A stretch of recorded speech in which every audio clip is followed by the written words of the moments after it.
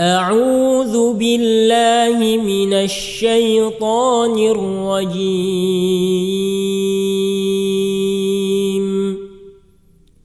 بسم الله الرحمن الرحيم.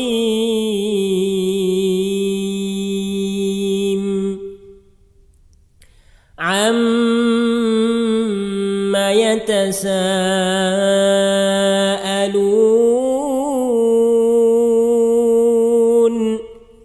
عن النبأ العظيم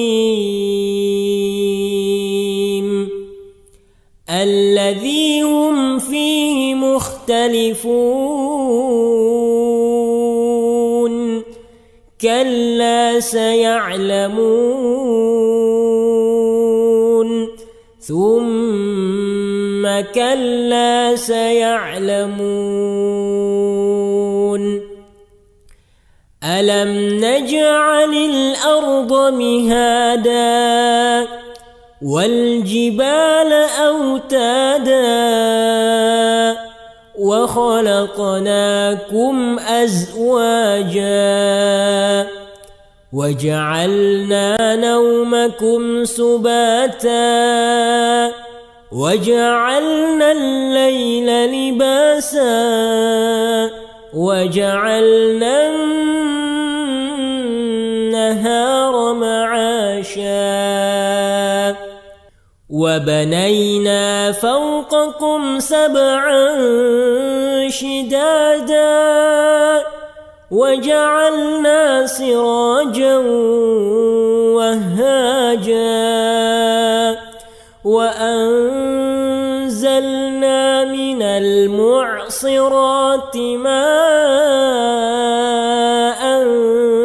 ثجاجا لنخرج به حبا ونباتا وجنات ألفافا إن يوم الفصل كان ميقاتا.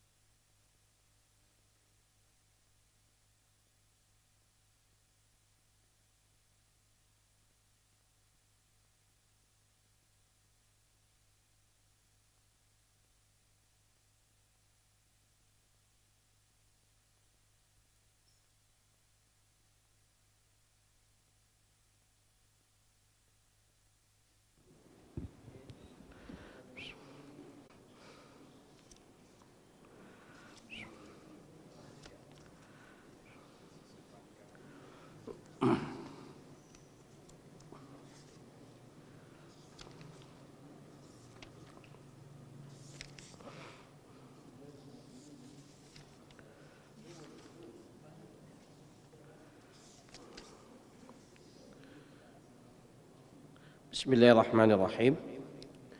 Alhamdulillahi rabbil alamin wa bihi nasta'inu ala umurid dunya waddin wassalatu wassalam ala man la nabiyya ba'dah wa ala alihi wa sahbihi wa man walah amma ba'du. Alhamdulillah, pada malam hari ini dengan izin Allah atas limpahan karunia nikmat kesehatan dan kesempatan, kita kembali dapat melaksanakan kewajiban kita, sekaligus sebagaimana biasanya kita lanjutkan pembahasan kitab Al-Fiqhul Muyassar, di mana pembahasan kita masih dalam pembahasan ibadah salat. Dan pada malam hari ini tema atau pembahasan yang akan kita bahas adalah pembahasan bab yang ke-14 ya, dari kitab ini, yaitu tentang fi salatil kusuf, tentang salat kusuf, atau dalam bahasa Indonesianya kita kenal dengan salat gerhana. Dalam bab ini atau dalam penjelasan tentang salat kusuf ini akan dijelaskan beberapa hal. Yang pertama adalah apa itu kusuf dan apa hikmah daripada kusuf atau gerhana itu. Kemudian yang kedua, pelaksanaan salat kusuf, apa hukumnya. Kemudian yang ketiga, waktu pelaksanaannya. Kemudian yang terakhir adalah tata cara pelaksanaan salat kusuf dan apa yang dibaca atau apa yang perlu dilakukan pada saat terjadi. Dalam kitab ini adalah ta'riful kusuf wal hikmatu minhu, definisi daripada al-kusuf dan hikmah dari terjadinya kusuf atau gerhana itu. Al-kusuf dikatakan di sini adalah inhijab dawi ahadin nayyiraini asy-syamsi wal qamar bisababin ghairi mu'tad. Jadi kusuf itu adalah inhijab, terhalangnya cahaya dari matahari atau bulan. Ya, jadi terhalangnya atau terhijabnya, tertutupinya cahaya matahari atau bulan. Bisa babin gairi mu'tad, dengan sebab yang tidak biasanya. Dengan sebab yang tidak biasanya. Ya. Jadi itu yang dinamakan dengan kusuf. Jadi kusuf itu adalah sebuah peristiwa alam di mana pada saat terjadi kusuf, sinar matahari atau cahaya matahari atau cahaya bulan itu terhalangi atau tertutupi dengan sebab yang tidak biasanya. Kemudian di sini dikatakan wal kusufu wal khusufu bima'nan wahid. Biasa disebut dengan kusuf, biasa juga disebut dengan khusuf. Ya, kusuf, kusuf dengan kaf, kusuf, salat kusuf. Biasa juga disebut dengan salat khusuf dengan kha, khusuf. Semuanya, dua-duanya bermakna sama. Bisa dipakai untuk gerhana matahari, bisa juga bermakna gerhana bulan. Jadi kalau salat kusuf itu artinya salat gerhana matahari atau gerhana bulan. Meskipun dibedakan secara detail oleh para ahli bahasa Arab bahwa kusuf itu pakai kaf ya, kusuf itu kalau gerhana matahari. Ya. Jadi kalau pakai kaf kusuf itu gerhana matahari, Dan khusuf itu gerhana bulan. Ya, meskipun kedua-duanya ini maknanya sama saja. Kalau dikatakan salat khusuf atau salat kusuf, maknanya itu salat gerhana, baik itu gerhana matahari ataupun gerhana bulan.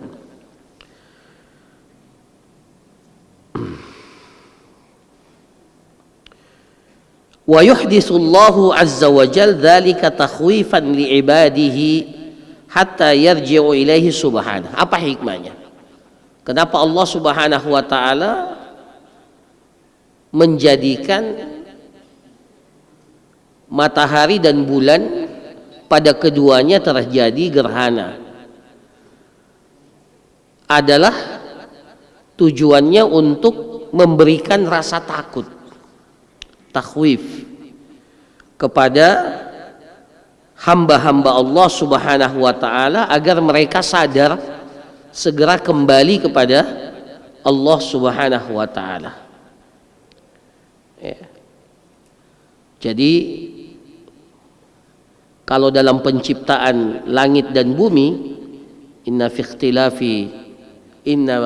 fi khalqis samawati wal ard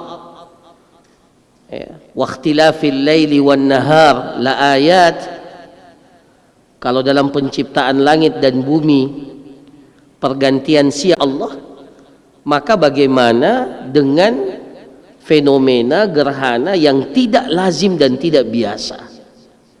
Kalau pergantian siang dan malam itu adalah perkara yang biasa, yang kita lalui setiap hari, ya. Tetapi ada kejadian-kejadian tertentu yang telah ditakdirkan, ditetapkan oleh Allah, keluar dari kebiasaan. Yang lazimnya adalah matahari bersinar terang pada siang hari. Yang lazimnya, kebiasaannya, bulan itu memiliki sinar yang sangat terang pada malam hari. Tapi dengan takdir dan ketetapan Allah, di saat terjadi gerhana, kebiasaan itu menjadi hilang. Tujuannya apa? Agar kita merasa takut, ya, waspada, takut kepada Allah Subhanahu wa taala, bahwasanya Allah Subhanahu wa taala bisa saja menjadikan sesuatu yang biasa itu tiba-tiba jadi tidak biasa. Ya, bahwa sesuatu yang lazim, yang menjadi hal yang biasa dalam kehidupan, jadi di luar kelaziman, agar kita merasa waspada, agar kita ini takut kejadian-kejadian yang seperti itu. Tidak ada yang mustahil bagi Allah, tidak ada yang sulit bagi Allah. Segalanya itu bisa terjadi dengan dua huruf, kun. Ya. Jadi segala apa yang terjadi di atas muka bumi ini bisa terjadi dengan dua huruf, huruf kaf dan huruf nun. Kun, jadilah, fayakun, maka pasti akan menjadi. Kalau Allah sudah mengatakan kun, pasti fayakun. Nah, jadi para jamaah sekalian yang dirahmati oleh Allah, fenomena yang seperti ini adalah hikmahnya bagi kita agar kita ini selalu kembali kepada Allah, bahwa Allah Subhanahu wa taala jika berkehendak, maka Allah Subhanahu wa taala bisa menjadikan sesuatu yang tadinya biasa-biasa saja menjadi luar biasa atau menjadi tidak biasa. Dan itulah hakikat kehidupan kita. Kita akan berhadapan dengan kejadian-kejadian yang tidak biasa. Ya, bisa saja kita setiap hari ini bernafas, ya, menghirup udara segar, tapi bisa saja tiba-tiba menjadi tidak biasa, yaitu dipanggil oleh Allah. Ya. Jadi kalau matahari yang besar seperti itu, bulan yang sangat besar seperti itu bisa diubah oleh Allah dalam sekejap, apalagi kita ini manusia yang sangat lemah. Keadaan kita bisa diubah oleh Allah Subhanahu wa taala dalam sekejap. Tidak ada yang mustahil bagi Allah Subhanahu wa taala. Makanya dalam hadis ya yang menjelaskan tentang ini, Rasulullah sallallahu alaihi wasallam bersabda, "Inna syamsa wal qamar ayatani min ayatillah." Sesungguhnya matahari dan bulan itu di antara dua tanda-tanda kebesaran Allah. Ayatani min ayatillah. Ya, cukup dengan melihat ya, matahari, melihat bulan bagi orang-orang beriman bahwa keduanya itu merupakan di antara tanda-tanda kebesaran Allah. La yankasifani limauti ahadin wala lihayatihi. Sinarnya tidak meredup ya, itu bukan karena ya meredupnya sinar matahari dan bulan itu bukan karena kematian seseorang atau lahirnya seorang anak manusia. Nah, ini terkait dengan kejadian yang terjadi pada masa Nabi Muhammad sallallahu alaihi wasallam. Pada saat terjadi gerhana, kebetulan bersamaan pada hari itu putra beliau yang bernama Ibrahim itu meninggal dunia. Jadi Rasulullah punya putra namanya Ibrahim. Ya. Itu meninggal dunia. Maka dihubungkanlah bahwa meninggalnya terjadinya gerhana itu dengan sebab kematian putra beliau yaitu Ibrahim. Ya. Dihubungkan kejadian itu. Maka Rasulullah menjelaskan bukan karena itu. Ya. Terjadinya gerhana matahari dan gerhana bulan bukan karena kematian seseorang dan bukan karena lahirnya seorang anak manusia ke muka bumi ini. Tetapi kata Rasulullah sallallahu alaihi wasallam, wa innama yukhawwifullahu bihima ibadah. Terjadinya gerhana pada matahari dan bulan tujuannya yukhawwifullah, agar Allah Subhanahu wa taala memberikan rasa takut itu. Ya. Rasa takut tersebut itu kepada hambanya. Maka para jamaah sekalian, ketika terjadi fenomena gerhana matahari dan gerhana bulan, suasana yang harus kita hadirkan adalah suasana ketundukan. Suasana yang harus kita hadirkan adalah suasana ketakutan. Ya, ini mohon maaf. Ya, pada saat gerhana yang lalu, sebagian orang menceritakan setelah sholat gerhana itu makan-makan, minum-minum. Tidak pantas. Ya. Pada saat gerhana dan setelah terjadi gerhana itu harusnya kita selalu merasa takut. Ya. Ya, sebagian teman-teman yang sudah sholat gerhana, kumpul-kumpul, minum-minum, makan-makan. Ya. Ini tidak pantas. Ya, karena tujuan terjadinya gerhana itu untuk memberikan rasa takut kita. Ya, rasa takut pada diri kita, kepada Allah Subhanahu wa taala, bahwa Allah bisa saja melakukan sesuatu yang tiba-tiba bumi ini bisa saja berubah suasana. Ya. Afa amina ahlul qura an ya'tiyahum ba'suna duhan wa hum yal'abun. Dalam Al-Qur'an kan sudah diingatkan. Apakah penduduk satu kampung itu merasa nyaman, ya, merasa tenang saja, tiba-tiba datang azab kami pada waktu duha, sementara mereka sedang asyik bermain. Bisa saja dalam waktu duha, pada waktu siang, tiba-tiba datang azab Allah. Azab Allah itu bukan hanya waktu malam saja. Waktu duha, waktu siang pun bisa datang. Ya. Begitu pula sebaliknya. Bisa saja datang tiba-tiba bayatan pada waktu malam. Wahum naimun, sementara kita dalam keadaan asyik tertidur.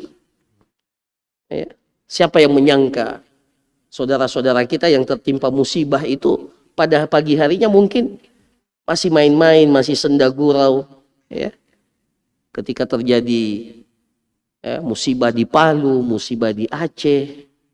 Ya. Mungkin pada pagi harinya, pada Sebelumnya mereka masih asik dalam keadaan bersenda gurau, bermain. Tapi tiba-tiba Allah Subhanahu wa taala bisa saja menurunkan azabnya, ya, peringatannya kepada kita secara tiba-tiba. Maka fenomena yang seperti ini seharusnya mengingatkan kepada kita bahwa ini fenomena yang tidak biasanya. Yang tidak biasanya, yang tidak wajar, tidak lazim. Yang harusnya ketika kita mendapatkan hal tersebut, yang ada itu rasa takut. Yang ada itu kewaspadaan. Maka tujuannya adalah wa innama yukhawwifullahu bihi ma'ibadah. Makanya Rasulullah suruh kita sholat. Segera fafza'u ila sholat. Maka segera larikan dirimu untuk segera laksanakan sholat. Segera berdoa kepada Allah, segera meminta ampunan kepada Allah dari kesalahan-kesalahan, kekhilafan kita. Nah, ini catatan penting terkait dengan fenomena gerhana bulan ataupun gerhana matahari. Nah, para jamaah sekalian yang dirahmati oleh Allah, pembahasan yang kedua, apa hukumnya sholat kusuf itu dan apa dalilnya? Dalam kitab ini dikatakan wa sholatul kusufi wajibatun. Sholat kusuf itu hukumnya wajib. Hukumnya wajib. Ala ma sarra bihi Abu Awanah fi sahihihi. Sebagaimana yang ditegaskan oleh Abu Awanah dalam kitab sahihnya. Abu Awanah seorang ulama besar dalam Islam, ulama hadis, itu punya kitab sahih, Sahih Abi Awanah. Pendapat ini dinukil juga, diriwayatkan dari Imam Abu Hanifah. Sementara Imam Malik menganggap sholat kusuf itu seperti pelaksanaan sholat Jumat. Pelaksanaan sholat Jumat. Sholat Jumat hukumnya wajib. Tapi bagi seseorang yang mukim, bukan musafir, kemudian tidak sakit, bukan berstatus budak, dan laki-laki. Jadi bagi Imam Malik wajib, tapi kewajibannya seperti kewajiban sholat Jumat. Al-Imam Ibnul Qayyim itu juga menguatkan pendapat yang mengatakan bahwa sholat kusuf itu adalah wajib. Bahkan Syekh Al-Utsaimin rahimahullah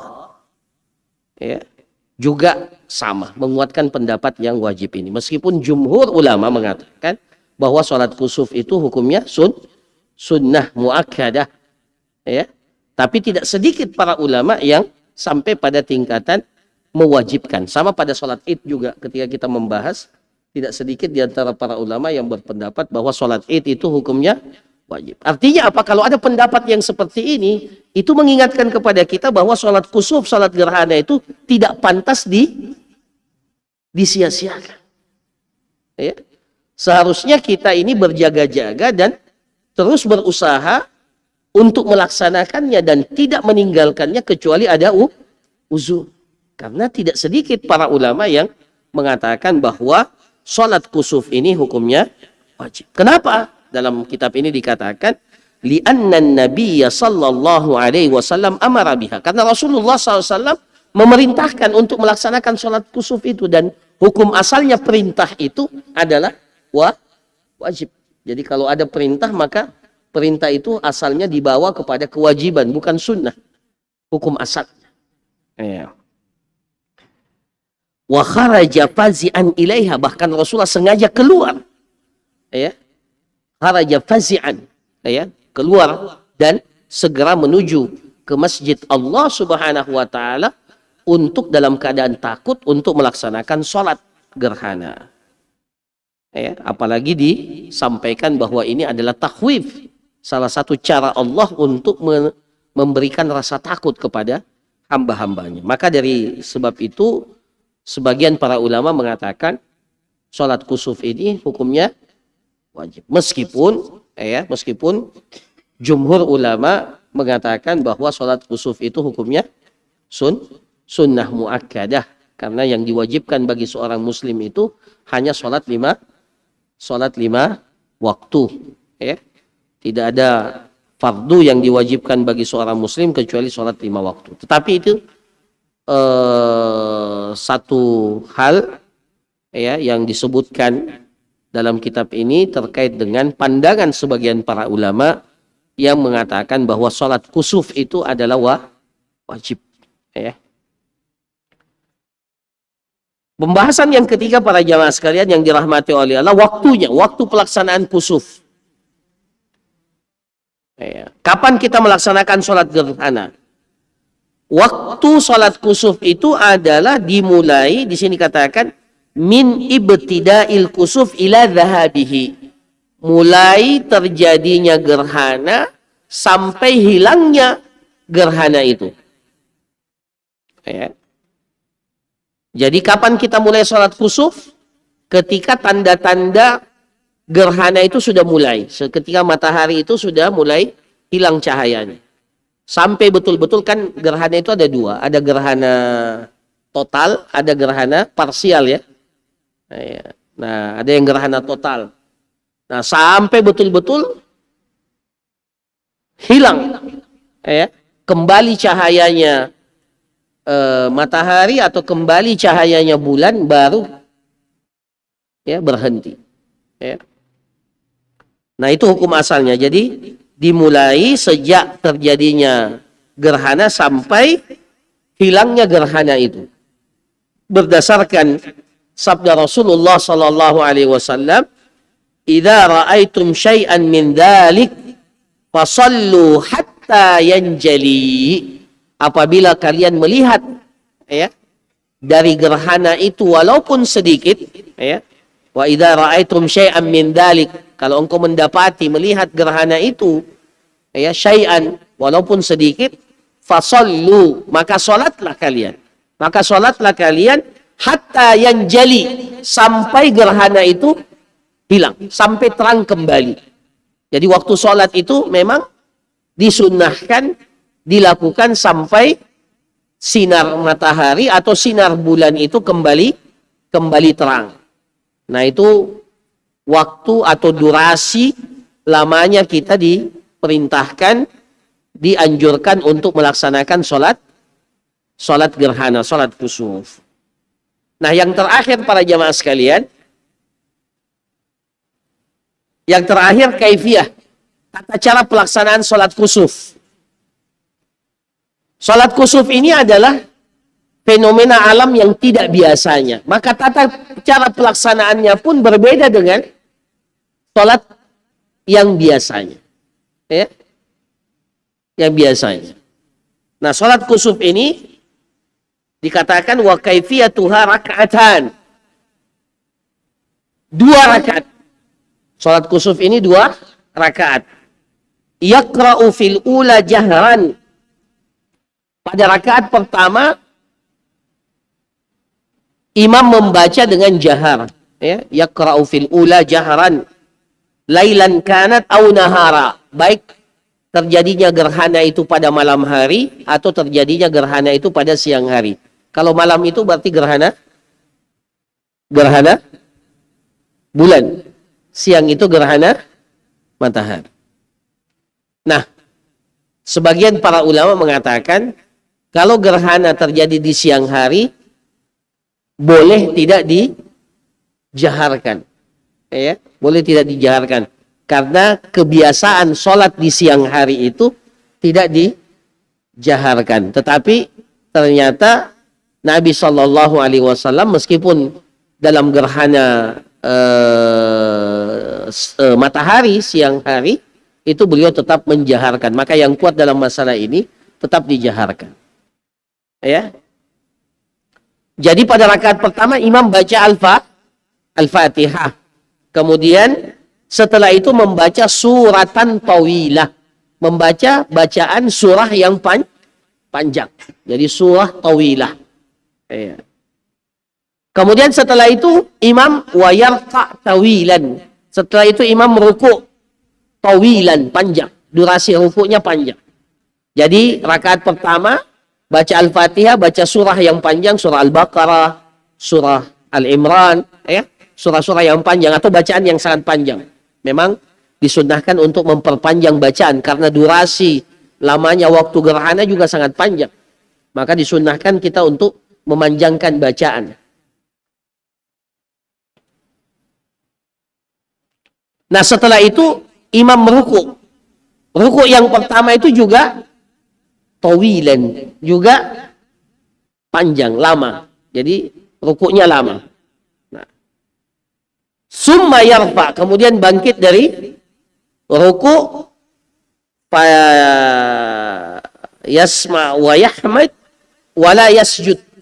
Kemudian dia mengucapkan sami Allahu liman hamidah. Ya, ada yang pernah bertanya kepada saya, Ustaz, pada saat rukuk yang pertama itu baca Allahu Akbar atau sami Allahu liman hamidah? Ya, saya katakan dia tetap sama saja, ya, dengan bacaan bangkit dari rukuk, ya. Maka tetap membaca sami Allahu, ya, yusmi' wa yuhmid atau wa yahmid, ya, wala yasjud, dan tidak sujud. Jadi bangkit dari rukuk sami Allahu liman hamidah. Kemudian setelah itu membaca lagi surah Al-Fatihah untuk kedua kali, ya. Setelah itu baca surah lagi yang panjang, tapi panjangnya tidak sepanjang bacaan yang surah yang pertama. Jadi katakanlah kalau dalam rakaat yang pertama baca 100 ayat, ya, maka pada rakaat yang kedua mungkin tinggal 75 ayat umpamanya, ya, kalau mau diukur dengan jumlah ayat. Nah, setelah itu dia, ya, summa yarqa, kemudian setelah itu ruku, summa yarfa, bangkit dari ruku, i'tidal, summa yasjud sajdataini tawilataini. Begitu pula ketika dia sujud, dia perpanjang sujudnya. Sujud yang pertama panjang, kemudian sujud yang kedua juga panjang. Nah, itu dihitung satu rakaat. Kemudian dia bangkit, ya, summa yusyakal ula. Kemudian rakaat yang kedua juga seperti itu. Maksudnya seperti itu, seperti rakaat yang pertama, pada bacaan pertama dia baca surah Al-Fatihah, kemudian dia baca surah yang panjang, tapi panjangnya itu tidak sepanjang rakaat yang pertama. Jadi kalau tadi bacaan surah yang pertama 100 ayat, umpamanya bacaan yang kedua itu 75 ayat, maka bacaan yang ketiga ini ya 50 ayat. Ya, seperti itu kadarnya. Kemudian setelah itu dia ruku, tapi tidak lagi sepanjang pada rakaat yang pertama. Setelah itu dia bangkit lagi, baca lagi surah Al-Fatihah. Kemudian dia baca lagi surah yang panjang, tapi panjangnya tidak lagi sepanjang bacaan yang ketiga, lebih pendek dari bacaan. Jadi dia bertahap turunnya. Iya. Nah, kemudian dia setelah itu sujud lagi 2 kali, kemudian setelah itu salam. Jadi berapa kali kita baca Al-Fatihah? 2 rakaat. Tapi Al-Fatihahnya berapa kali dibaca? 4 kali. Surahnya berapa kali dibaca? 4 kali. Rukuknya berapa kali? Berapa kali rukuk? 2 rakaat tapi 4 kali rukuk. Masing-masing rakaat 2 kali rukuk. Sujudnya berapa kali? Pada rakaat pertama normal 2 kali. Pada rakaat yang kedua juga 2 kali. Nah, ini sholat gerhana berdasarkan, ya, hadis Jabir, ya, radhiyallahu an, beliau mengatakan kasafatis syamsu ala ahdi Rasulillah sallallahu alaihi wasallam. Terjadi gerhana matahari ketika di zaman Nabi sallallahu alaihi wasallam, fi yaumin syadidil har, pada hari yang sangat panas. Sangat panas terjadi gerhana matahari. Fa shalla bi ashabihi, maka Rasulullah melaksanakan salat, ya, salat bersama dengan para sahabat. Itu sebenarnya salat gerhana, bukan salat 5 waktu. Iya, biasanya kita dapat di sebagian masjid Padahal sudah azan, sudah qomat, Pak Imam masih bilang as-salatu jami'ah. Ah, ini salah tempat ini. Ya, salah posisi, salah tempat. Harusnya diucapkan itu pada salat gerhana ini. Nah, kemudian itu ya saking lamanya itu sahabat itu apa namanya? Yakhirun, capek. Iya. Yakhirun itu ya sambil menundukkan kepalanya. Ya.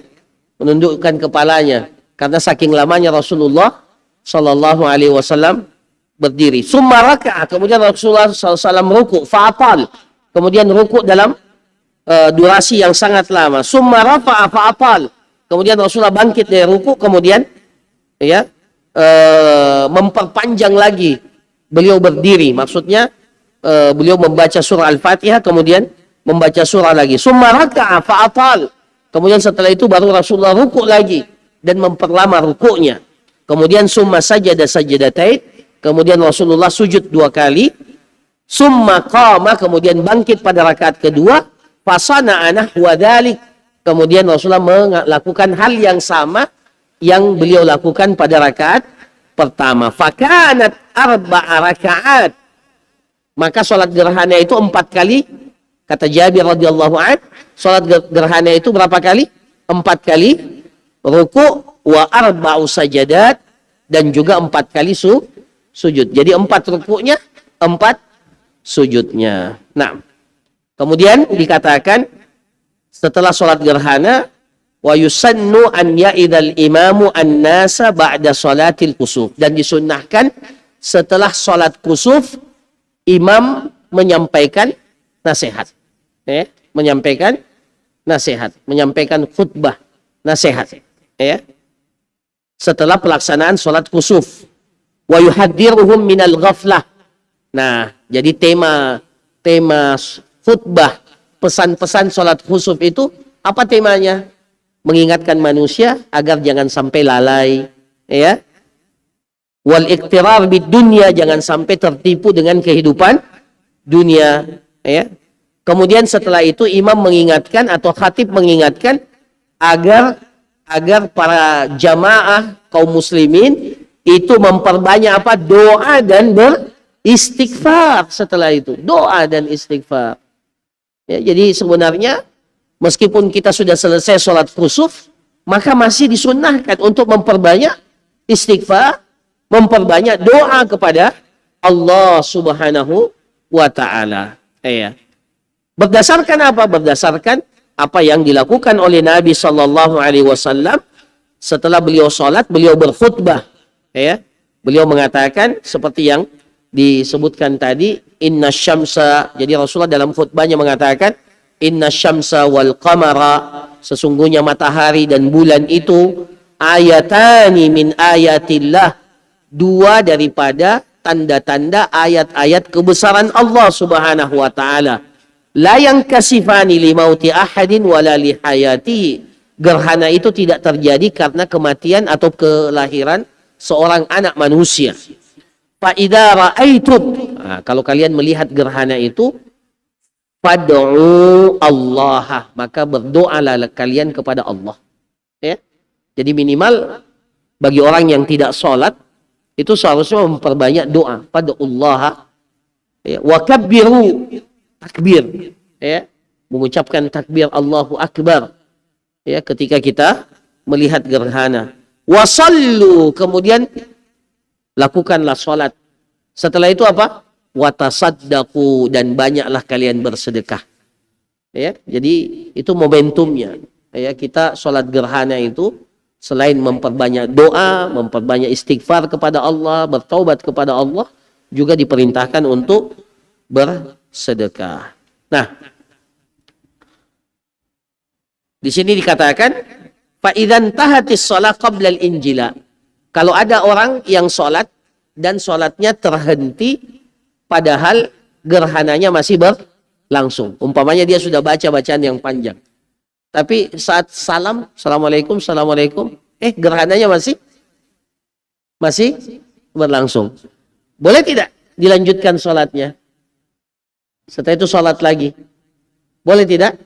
Nah, kata para ulama kita, maka sholatnya tidak perlu diulangi. Ya, cukup sholatnya. Nah, tapi apa yang kita lakukan? Apa yang kita lakukan? Banyak berzikir, banyak berdoa, ya, bukan makan-makan. Ya, bukan makan-makan, bukan minum-minum, bukan pergi ke warkop dan seterusnya. Ya, harusnya ya, ketika terjadi gerhana yang seperti ini banyak berzikir, banyak berdoa ya kepada Allah Subhanahu wa taala. Wa yuksiru min du'aihi. Ya, berzikir, memperbanyak doa kepada Allah ya. Ya, berdasarkan sabda Rasulullah sallallahu alaihi wasallam, fasallu, maka laksanakanlah salat. Wada'u, maka berdoalah hatta yang yakshifa ma bikum, sampai Allah Subhanahu wa taala menjadikan matahari itu kembali terang atau bulan itu kembali terang. Jadi selama itu kita diperintahkan untuk banyak berdoa ya, berzikir kepada Allah Subhanahu wa taala ya. Maka di sini dikatakan hadis ini menunjukkan kalau kita sudah salam, assalamualaikum, assalamualaikum, ternyata gerhananya masih ada, maka setelah itu kita, setelah khutbah tentunya, itu juga menyibukkan diri dengan memperbanyak doa kepada Allah Subhanahu wa ta'ala. Tapi kalau umpamanya kita sholat, kemudian setelah itu gerhananya sudah selesai. Kita sementara sholat, gerhananya sudah selesai. Maka apa yang kita lakukan? Kita persingkat sholatnya. Ya, kita persingkat sholatnya, jadi dipercepat sholatnya sehingga selesai. Karena sholat gerhana itu sebenarnya terikat dengan terjadinya gerhana. Jadi kalau gerhananya sudah selesai, sementara kita masih sholat, maka segera diringkaskan sholatnya dan diselesaikan. Nah, inilah para jamaah sekalian yang dirahmati oleh Allah Subhanahu wa taala, pembahasan tentang pelaksanaan sholat kusuf. Mudah-mudahan bermanfaat, dan insya Allah inilah pembahasan yang terakhir ya terkait dengan sholat. Insya Allah setelah ini kita akan masuk pada pembahasan masih tentang sholat, tapi sholatnya terkait dengan sholat jenazah ya.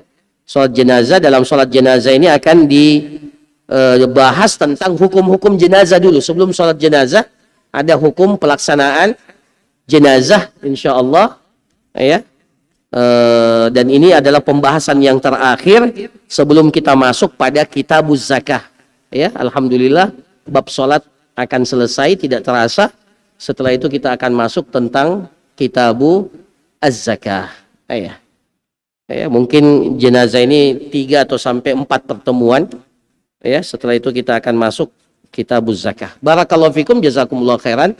Kalau ada pertanyaan saya persilahkan sebelum kita tutup.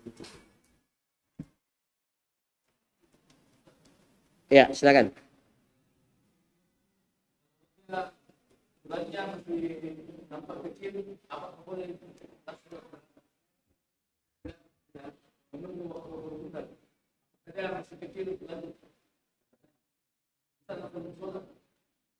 Maksudnya?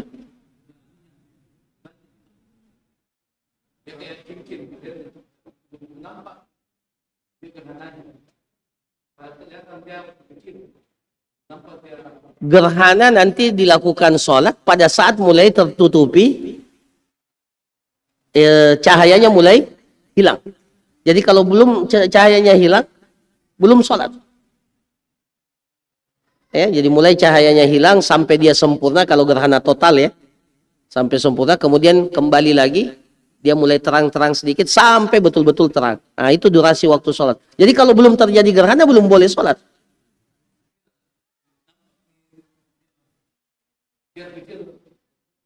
Tapi kecilnya itu gara-gara gerhana atau?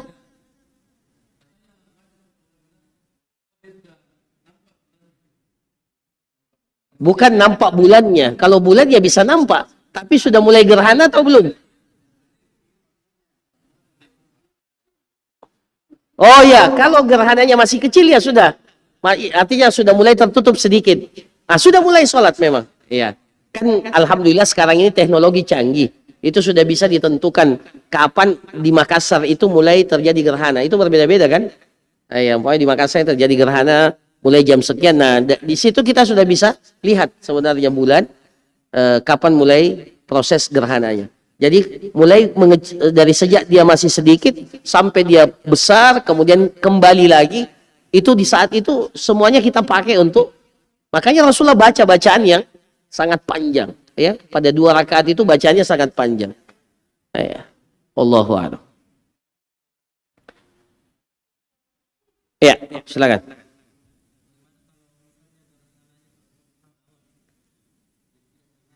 Tidak kelihatan seperti yang lalu. Sebagian tempat kita di Makassar ini tidak terlihat di awalnya, ya. Meskipun setelah kita sholat, kata ya,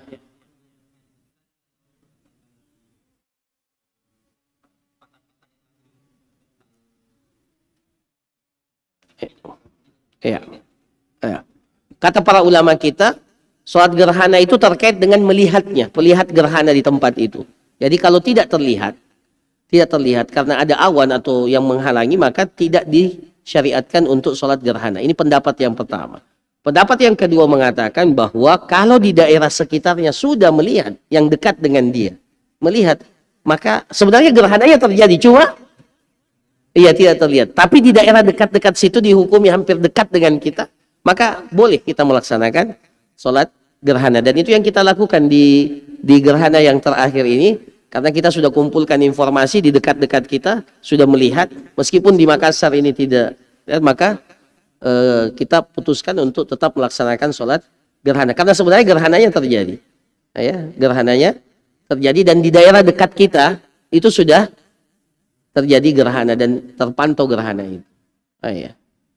Ya. Yang masalah kalau di daerah itu seluruhnya itu tidak terlihat.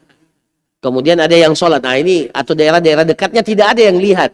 Kemudian di Amerika ada gerhana, kita sholat tidak di sini. Padahal di sini tidak terlihat atau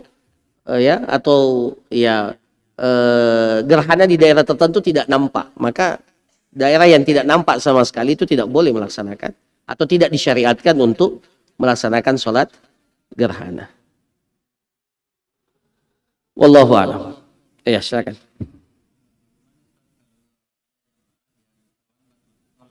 Ya.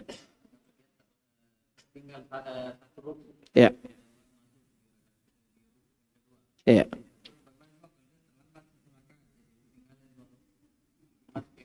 Ya. Ada kaidah mengatakan al-qada'u yahkil ada. Jadi kalau kita mengqada atau itu sama dengan ketika kita melaksanakannya. Jadi sama. Meskipun sebagian mengatakan cukup dia sholat sunnah seperti biasa. Jadi tidak perlu dengan 2 kali. Kalau dia ketinggalan 1 rakaat, maka pada rakaat yang dia ganti itu atau yang dia lakukan, rakaat keduanya tidak perlu dia 2 kali ruku, ya, tidak perlu, dia cukup 1 kali ruku. Sebagian mengatakan, tapi sebagian mengatakan tidak, persis sama dengan cara pelaksanaan yang sebenarnya, ya. Sama juga kalau kita ketinggalan sholat id umpamanya, ya, sholat id, ya, maka ketika kita ingin menggenapkan rakaat sholat id kita juga takbir 7 kali atau takbir 5 kali sesuai dengan apa yang sesuai dengan pelaksanaan sholat id itu sendiri. Meskipun sebagian juga mengatakan bahwa tidak mesti takbir 7 kali dan 5 kali, cukup dia lakukan sholat sunnah seperti biasa. Ala kulli hal, mana yang bisa dilakukan, ya, dua-duanya bisa, ya, artinya ya bisa-bisa saja, sah-sah saja dilakukan, ya. Wallahu a'lam. Ya. Ya, silakan.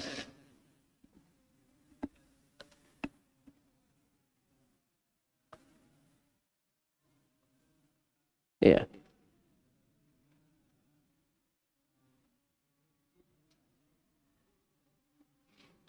Iya, akan terjadi gerhana. Ditunggu tuh.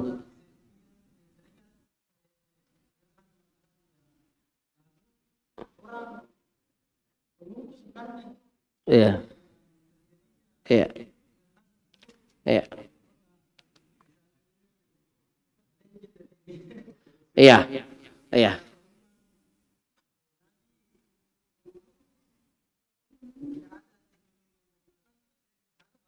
Iya.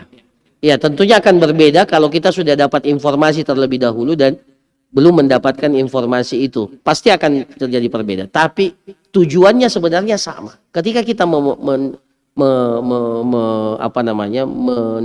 maknanya, bahwa ternyata gerhana itu salah satu cara Allah untuk menjadikan sesuatu yang biasa itu menjadi tidak biasa.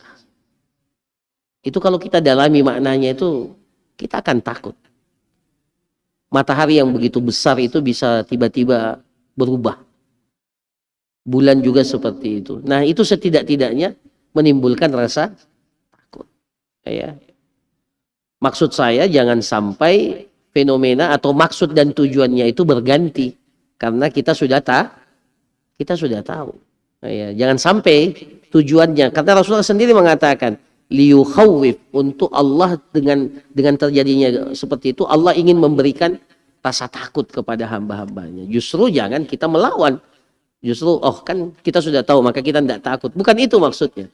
Maksudnya ambil pelajaran, ambil hikmahnya kenapa terjadi fenomena gerhana matahari dan gerhana bulan, meskipun orang sudah informasikan kepada kita bahwa akan terjadi gerhana matahari, akan terjadi gerhana bulan, ya. Memang akan berbeda, akan berbeda, Wallahu a'lam. Masih ada? Silakan.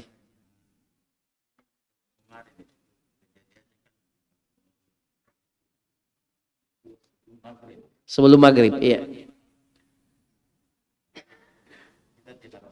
Kita laksanakan sebelum maghrib. Nanti selesai setelah isya. Gimana dengan salat maghrib? Iya, oke. Iya.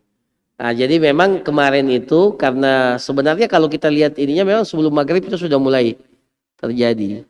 Ya. Nah, maka sebenarnya sunnahnya atau aturannya jangan maghribnya dikorbankan. Tidak boleh. Maghrib itu waktunya terbatas. Ingat, kita melakukan ibadah juga itu ada fikihnya. Bukan asal-asal lakukan. Ada fikihnya. Maghrib itu waktunya terbatas. Dan tidak ada yang membolehkan kita, mengharuskan kita, atau menjadikan kita dapat mengundur sholat maghrib. Kita tidak musafir kan. Nah, maka hukum asalnya maghrib harus kita lakukan pada waktunya. Setelah itu baru kita sholat gerhana. Adapun sholat isya, maka tidak apa-apa diundur. Karena memang sholat isya ini waktunya panjang. Bahkan sunnahnya sholat isya sebenarnya kalau ingin lihat asalnya, sunnahnya itu diakhirkan atau diawalkan? Diakhirkan. Sholat isya itu sunnahnya diakhirkan. Maka ketika terjadi gerhana matahari, gerhana bulan pada malam hari, maka tidak apa-apa kita sholat gerhana sampai selesai gerhana. Baru setelah itu kita sholat isya. Karena memang sholat isya sunnahnya diakhirkan. Ya, jadi ya meskipun terjadinya sebelum maghrib, tidak boleh kita sholat gerhana dan kita panjangkan. Akhirnya maghribnya keluar dari waktu. Nah, itu tidak boleh. Wallahu a'lam. Saya kira demikian. Cukup ya. Barakallahu fikum. Kita tutup. Subhanakallahumma rabbana wa bihamdik. Nasyhadu an la ilaha illa anta astaghfiruka wa atubu ilaik. Wa sallallahu ala nabiyyina Muhammad wa ala alihi wa sahbihi ajma'in. Assalamualaikum warahmatullahi wabarakatuh.